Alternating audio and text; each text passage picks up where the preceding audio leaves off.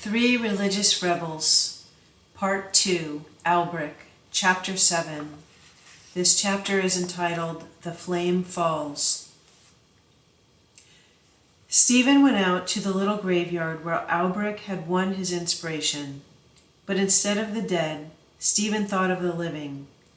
The abbot filled his mind. As he stared at the color spendthrift autumn had scattered in the woodlands, he understood Alberic's nostalgia for heaven and for the artist behind the masterpiece of the world. Citeaux, in the glow of the sinking sun, was breathtaking. Stephen came back to the thought of his abbot. Was Alberic uttering prophecy, he wondered? He had spoken of the leaf of his life turning, and even of falling. Could it be that he had a premonition of his death? Stephen shook his head. Alberic was not an old man as monks go. More, he was a healthy man. Stephen could not recall his ever being seriously ill. He looked well right now, thought the prior. Perhaps it was only a mood caused by the visit to the grave and the sight of the leaf. Pray that when I fall as flame. What a request, as if Alberic needed such a prayer. Pray that he love God, whose every word was about God, whose every breath was for God, whose every heartbeat was for God alone.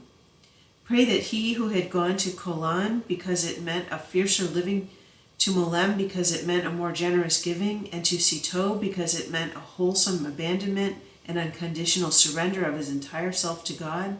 Pray that he love God. Stephen almost laughed aloud at the memory of his request. As he stood there, thinking of Alberic, a late afternoon breeze stirred the woodland of color that fringed the little cemetery, sending ripples of gold and green, of scarlet and yellow, running over the leaves. His eyes were caught by a shower of crimson flame petals that fluttered and fell a little to his right. No wonder Alberic wanted to be changed like them, he thought, as he gathered a few and gazed on their brilliant glory. But then Stephen stopped in wonder at another thought. Hadn't his abbot already been changed, he queried. Only 9.5 years in office, and look what he had accomplished. Every last vestige of custom that was contrary to the rule had been cut away. With an intrepidity that astounded all, he had led men back through 600 years and fired them with zeal enough to live as Benedict had stipulated his monks should live. Suddenly, Stephen caught his breath in an audible gasp. The leaves fell from his hands unnoticed. He looked up to the sunset sky and exclaimed, Good Lord, he has done it. He has laid the foundations for a new creation. We are unique in the world of monks. Yes, he has given us all the materials for a new order. Up and down the gravel paths of the little cemetery the prior paced. This sudden recognition of what Alberic had actually accomplished startled him.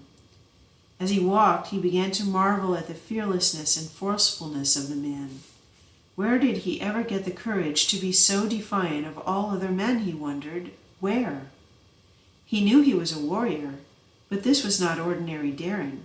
This was the bold, adventurous courage of the hero. Where did he get it? Then Stephen muttered a single word. It was the solution. Love, he said. Love that casts out fear. That was Alberic's secret. His courage was not seated in high-hearted bravery. No, it was in great-hearted love. Alberic was the lance of which he so often spoke, the lance which sought only one point. The abbot was a spear leveled at the very heart of Christ, not to pierce, but to be buried therein and absorbed. Somewhat more slowly, Stephen now walked the paths. He has done it, he said aloud. Yes, he has conceived something entirely new. He stopped a moment and counted off the main points on the tips of his fingers. Simplicity, poverty, self-support, liturgical prayer. Benedict it certainly is, but not the Benedictine of the present day. His stark simplicity has created a new order. I wonder if he realizes it. His lance has found its mark.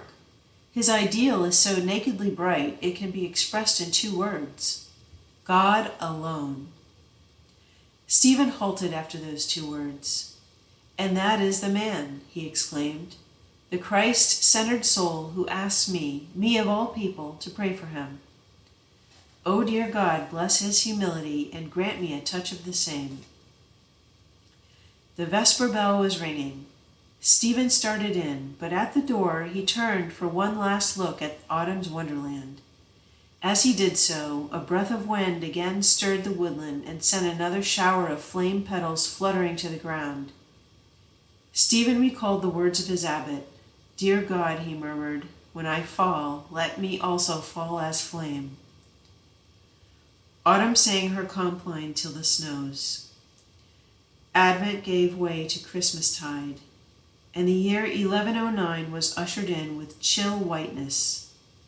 All things moved along with their usual well-ordered quietness in the little monastery sunk in the swampland. Then, just as January neared its cold close, the flame fell. Alberic, brave man of God, went to God on the 26th day of the first month of 1109. Citeaux was cold that day, bitterly cold. So was the whole wide world for Stephen Harding. He felt as if all the warmth in the universe had suddenly been taken away. The sun shone, but its brightness only accentuated the chill. The distant, cloudless blue of the sky made one's blood run slow. And when the day was done, cold stars came out in a frozen heaven, glittering like crystals of silvery ice in a world that had suddenly gone frigid. Indeed, the flame had fallen. Stephen felt alone, terribly alone, and cold to his very marrow.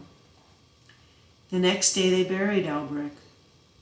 Out to the little cemetery they went, and in the white snow lay brothers and monks knelt and prayed. Stephen sprinkled the body, prayed the liturgical prayers, swung the censer that was ice to the touch. Last of all, with a great lump in his throat, he let fall a spadeful of frozen dirt on the cold body of him who had prayed, and asked others to pray that he fall as flame. Back to the chapter room they filed. It was not a large group, but it was a loving one. When all were seated, Stephen cleared his throat and, brushing the mists from his eyes, said, My brothers, in the midst of this universal loss, I am poor comforter indeed, for I myself need comfort. You have lost a father, it is true, and the guide of your souls, but I have lost more. I mourn my comrade. He was my companion in arms, my fellow soldier in every mighty battle for the Lord. He is gone from us, but yet, he said, he is not gone from us, for he carried us all away with him in his mind. And now that he has been led into the presence of God and been joined to him in individual love, he has joined us too, who are in his mind, to God. Why then should we mourn? Why grieve for him who is in joy? Why mourn the soldier who is at rest? Come, my brothers, let us hum our mournful words into prayers. Let us beg our abbot, who is in triumph, not to allow our savage enemy to keep us from one day joining him and rejoicing with him in heaven. With those words, devotion to Alberic began. From that time on it grew. When he had been hidden away from the eyes of men by heaped up clods of frozen dirt, people began to see him in his true perspective. Gradually they came to realize that the silver lance was a perfect symbol for his sterling soul. As they talked among themselves, they slowly came to the realization that a hero had been their abbot. In all his years, he had never once given voice to a pious platitude. He had stirred their emotions often, but they were emotions, deep, lasting, manly things, not superficial, ephemeral feelings or mere surface sentiments. Food, bedding, clothing had changed at Citeaux because of the virility in the soul of this man. Poverty and simplicity shone there because, like a lance, Alberic was ever seeking the heart of the target. As is so often the case, appreciation came too late. They could not tell their thanks to ears that had gone deaf, nor could they smile their appreciation into eyes that had lost all sight. So they beat their breasts sorrowfully and accused themselves of having been stupidly blind. But they prayed for the old warrior, and they prayed to him. They told him that they longed to hear his virile, challenging, rallying cries of "to the hilt" and "no compromise." Some weeks after, when one of the community asked Stephen if Alberic had intended to found an order, the Englishman replied, Alberic did not really intend to wage a rebellion. He only wanted Citeaux to live the rule to the hilt. When asked why, Stephen gave a very solemn answer. He said, because he thought it was the right way to heal a heart that had been pierced and broken, the right way to lift a crown from a thorn-encircled head, the right way to draw steel from hands and feet that had been cruelly spiked. That was his only aim. He wanted Citeaux to live the rule to the hilt, because that was the only way he knew to repay a tremendous debt contracted one Friday afternoon on Calvary. In short, love had found a way to repay love. Chapter 8.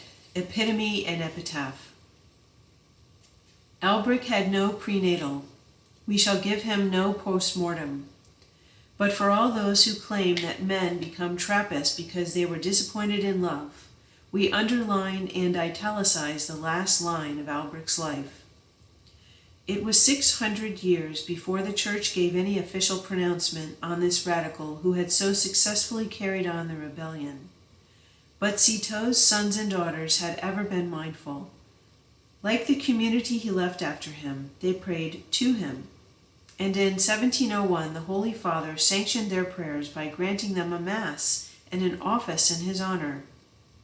This is what is known as equivalent canonization.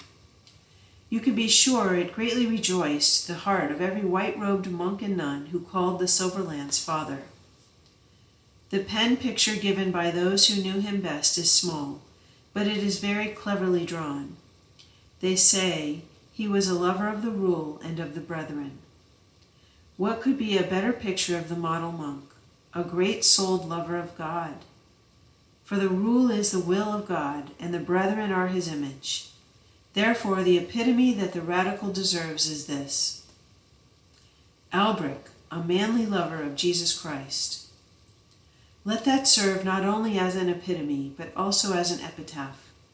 The lance had found its target, the flame had fallen, but the rebellion still went on. Stephen, the other half of Alberic's soul, completed it.